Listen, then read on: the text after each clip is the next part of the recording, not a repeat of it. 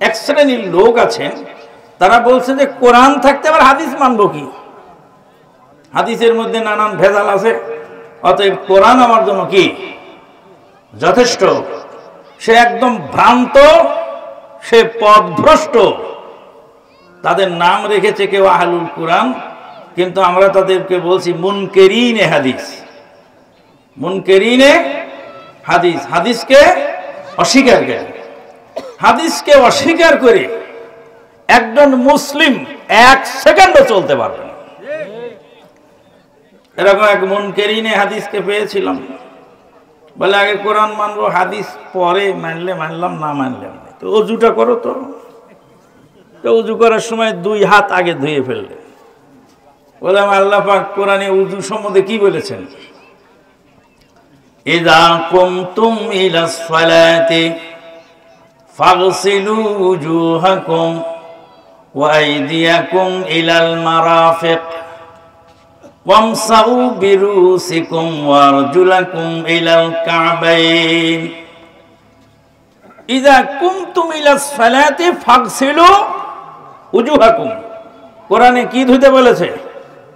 কথা বলেন আমার, কি ধুতে বলেছে? মুখমণ্ডল। তা আপনি হাত ধুয়ে উজু শুরু করলেন, তা আপনার উজুটা শুরুই তো হলো হাদিস দিয়ে। আর একজন বলছে কোরআন মানবো। বাবা, কোরআনের পাওয়ার বেশি। কোরআন কিসের? আল্লাহর বাণী, আর হাদিস নবীর বাণী। কোরআনে আল্লাহ বলছেন হুররিমাত আলাইকুমুল মাইতাতু, তোমাদের জন্য মুর্দা খাওয়া হারাম। মরা বস্তু হালাল না হারাম? হারাম। কোথায় আছে? কোরআনে আছে। মরা মাছ খাচ্ছেন, কোথায় আছে? হাদিসে আছে। কোরআন বলছে মরা বস্তু হারাম, আর হাদিস বলছে মরা মাছ হালাল। তাহলে আপনি এখন যদি কোরআনকে প্রাধান্য দেন, আর যদি বলেন যে কোরআনের ফয়সালাটাই আমরা মেনে নেই, মরা মাছ খাওয়া বর্জন করব, মরা মাছ হারাম, যদি এই ঘোষণা দেন কালকে, তা আপনাকে দুরুস্ত করতে আমাদেরকে আসা লাগবে না। এদেশের মাছের ব্যাপারই আপনাকে কিলাই সুদা করে ফেলবে। কাজেই মুর্দা খাওয়া হারাম কোথায় গেল? কোরআনে। এবার কোন মুর্দা হারাম আর কোন মুর্দা হালাল এর ব্যাখ্যা কোথায় বলো? হাদিসে। আল্লাহু আকবার। ওই জন্য কোরআন এবং হাদিস প্যারালাল, একটা ছাড়া আরেকটা চলতে পারে না। যে রেল লাইনের 2টা পাত যাচ্ছে, একটা যদি 19-20 হয়, আপ ডাউন হয়ে যায়, তো লাইন গাড়ি চলবে? মুসলিম জীবন চলবে যে 2 গাইডলাইনের উপর দিয়ে। একটি হলো পবিত্র কোরআনুল কারীম, আর একটা হলো নবী সাল্লাল্লাহু আলাইহি সাল্লামের হাদিস, সহিহ হাদিস। জাল জয়ীফ হাদিস এগুলি চলবে না। সহিহ হাদিস, যেটা কোরআন এবং সহিহ হাদিস। কোরআন এবং সহিহ হাদিস আমল করে পারি না, তো আবার কি করে এগুলি করব বুঝে ধরে না। মানুষে অনেক মূলনীতি বানিয়ে রেখেছে। আমাদের দেশের মানুষ অনেক মূলনীতি বানিয়েছে। 1 নম্বর মূলনীতি হলো কোরআনে যা আছে সেটা ফরজ, আর নবী সাল্লাল্লাহু আলাইহি ওয়াসাল্লাম যেটা বলেছেন সেটা সুন্নাত। তাহাজ্জুদের সালাত কোরআনে আছে কি নাই? আল্লাহ পাক বলেন ওয়ামিনাল লাইলি ফাতাহাজ্জাদ বিহি নাফিলাতাল লাক আসা আন ইয়াবআসাকা রাব্বুক মাকামান মাহমুদা। আল্লাহ বলছেন হে নবী, রাত্রি জাগে তুমি তাহাজ্জুদের সালাত পড়ো। কে বললেন? তাহাজ্জুদের সালাত রাত্রিতে পড়ো, কে বললেন? কোথায় আছে এটা? তাহাজ্জুদের সালাত কি ফরজ? তাহলে কোরআনে অনেক নির্দেশ আছে যেটা ফরজ নয়। কোরআনে ফরজ আছে, সুন্নাত আছে, মুস্তাহাব আছে, আবার কোরআনে হারামও আছে। কোরআনের নির্দেশ কিন্তু পালন করা হারাম। বলবেন সে আবার কেমন করে হয়? কথা ভালো করে বুঝার চেষ্টা করুন, উল্টা পাল্টা বুঝবেন না। বুঝতে যদি সমস্যা হয় এখানে প্রশ্ন দেবেন, উত্তর না দেওয়া পর্যন্ত স্টেজ থেকে নামবো না ইনশাআল্লাহ। একটু উদাহরণ দিলে বুঝতে সহজ হবে। ছেলে আব্বুকে বলছে, আব্বু আমি একটু রাজবাড়িতে যাব। আব্বু বলছে আজকে রাজবাড়িতে সরকারি দল বিরোধী দলের মারামারি হওয়ার সম্ভাবনা আছে, হরতাল ধর্মঘট অবরোধ গোলমাল চলার সম্ভাবনা আছে। বাবারে রাজবাড়ি যাস না, আজকে যাওয়া যাবে না, কাল পরশু যাস। ছেলে বারবার পিড়াপিড়ি করছে, বাবা মানা করার পরে শোনে না। তারপরে বাবা বলছে যা, তুই রাজবাড়ি যা, নাই ফরিদপুরে যা, না তুই জাহান্নামে যা, যেখানে ইচ্ছা সেখানে যা। বাপ কি নির্দেশ দিল কিনা, যেতে বললো কিনা? এই বলাটা কি আদেশ না এটা ধমকি? কথা কি বোঝা যায়?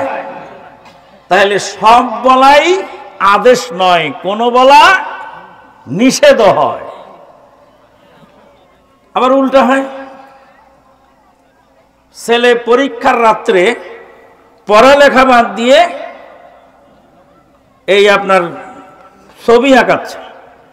বাপ ছেলের ঘরে গিয়ে রেগে গেল, রেগে গেলে সর্বনাশা, কাল সকালে তোর পরীক্ষা, তুই পরীক্ষা বাদ দিয়ে তুই ছবি আঁকাস, দেখ তোর আর পড়া লাগবে না, দেখ ঘুরে বেড়া। এই বলে বাপ রাগ করে বই কেড়ে নিয়ে গেল আর বলল তোর আর পড়া লাগবে না। এটা কি পড়া লাগবে না এটা তাকে ছুটি দিল, না তাকে ধমকি দিয়ে বললো মনোযোগ দিয়ে পড়ো? তাহলে কতক আদেশ হয় নিষেধ, আর কতক নিষেধ হয় আদেশ। কোরআনে এরকম ভুরি ভুরি আছে। আউযু বিল্লাহি মিনাশ শাইতানির রাজিম। কুলিল হাক্কু মির রাব্বিকুম ফামান শাআ ফালইউমিন ওয়া মান শাআ ফালইয়াকফুর। আল্লাহ পাক বলছেন, হে নবী আপনি বলে দিন হক আসে আল্লাহর তরফ থেকে। হক আসে কার তরফ থেকে? আল্লাহর তরফ থেকে। কুলিল হাক্কু মির রাব্বিকুম ফামান শাআ ফালইউমিন ওয়া মান শাআ ফালইয়াকফুর। যার ইচ্ছা সে ঈমান আনো, আর যার ইচ্ছা সে কুফরি করো। আল্লাহ কি এখানে ইখতিয়ার দিলেন? আল্লাহ কি ইখতিয়ার দিলেন যে ঈমানও আনতে পারো, কুফরিও করতে পারো? এরকম ইখতিয়ার কি আল্লাহ দিলেন? কুলিল হাক্কু মির রাব্বিকুম ফামান শাআ ফালইউমিন ওয়া মান শাআ ফালইয়াকফুর। হে নবী আপনি বলে দিন হক আসে আল্লাহর তরফ থেকে, যার ইচ্ছা মেনে নাও আর যার ইচ্ছা নাফরমানি করো। নাফরমানি করলে চূড়ান্ত ফয়সালা হাসরের ময়দানে তোমার সঙ্গে আছে। বন্ধুগণ, এইভাবে বুঝতে ভুল করে কাদিয়ানীরা বলছে ইসলাম গ্রহণ করা হলো ঐচ্ছিক ব্যাপার। ইসলাম গ্রহণ করা কি ব্যাপার? ঐচ্ছিক ব্যাপার। কে বলেছে? কাদিয়ানীরা। কেন? ওই যে ফামান শাআ ফালইউমিন ওয়া মান শাআ ফালইয়াকফুর, কোরআনের আয়াত দিয়ে দলিল দিচ্ছে। তাহলে কোরআনের আয়াত যথাযথ যথাস্থানে প্রয়োগ করতে হবে। কোথায় কোন আয়াত প্রয়োগ হবে সেই আয়াতের প্রেক্ষাপট জানতে হবে।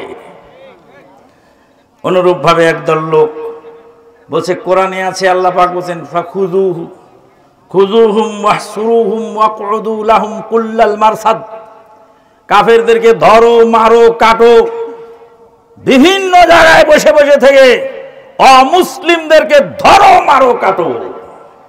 এই যে কোরআনে ধরো, মারো, কাটো বলছে, ফাযরিবু ফাওকাল আনাকি ওয়াযরিবু মিনহুম কুল্লা বানান।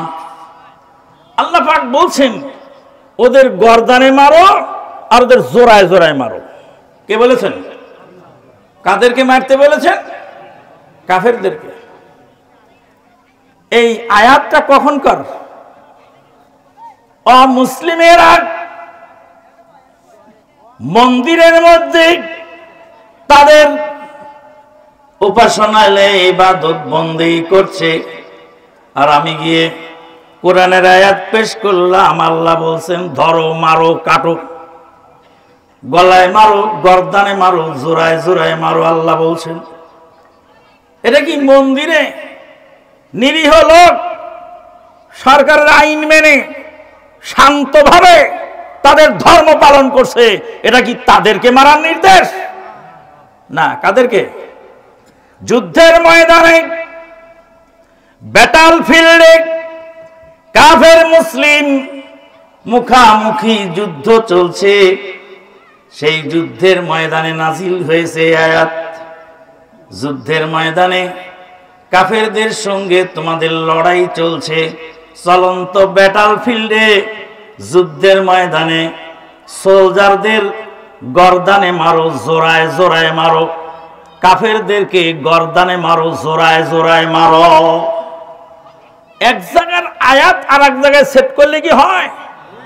এক যুবক এসে বলছে কুতিবা আলাইকুমুস সিয়াম কুতিবা আলাইকুমুল কিতাল।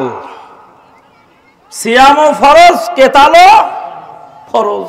সিয়ামও পালন করতে হবে, কেতালও করতে হবে। তাই বলে তুমি এখন সিয়াম রাখছো নাকি? কয় না, রাতের বেলা আবার সিয়াম রাখবো কেন? তাহলে কুতিবা আলাইকুমুস সিয়াম যেহেতু আছে কোরআনে, কিন্তু সে সিয়ামটা কখন পালন করতে হবে, কে পালন করবে, কিভাবে পালন করবে, কার জন্য ছাড় আছে, কার জন্য ছাড় নাই, তার বিশদ ব্যাখ্যা ইসলামে দেওয়া আছে। তো কুতিবা আলাইকুমুল কিতাল, কেতাল করতে হবে, যুদ্ধ করতে হবে। যুদ্ধ কে করবে, কখন করবে, কার নেতৃত্বে করবে, ইসলামে তারও মূলনীতি আছে।